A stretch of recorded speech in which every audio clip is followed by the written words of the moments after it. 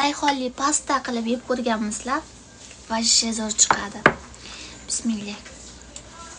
Baxshina gapi nima bo'ldi endi? O'sha kuni xolamiz menga shunaqa gapirganda vashshe shokka tushib qoldim. Karis xolamni miyalarida nimalar o'tayotganini bilib bo'lmas ekan lekin.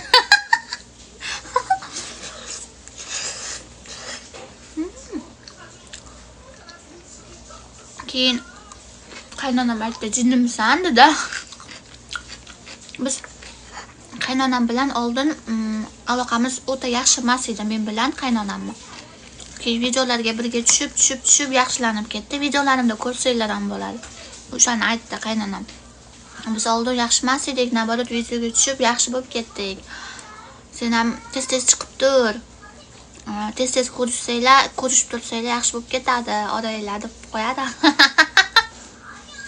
Qaynonam xolamizga. Keyin menimcha xolamiz o'ylayapti, men Karis xolamiz orqasidan boyib ketaman deb o'ylayaptilar shekilli.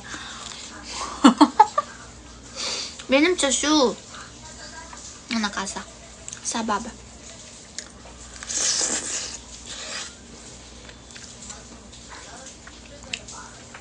Ha, bo'pti, bugun video oladigan bormi?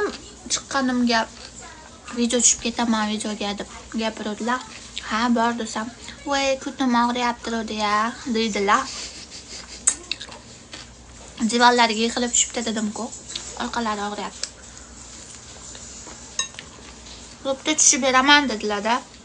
Video bormi birga tushganni deb gapirib, "Voy, aytdim og'riyapti ya."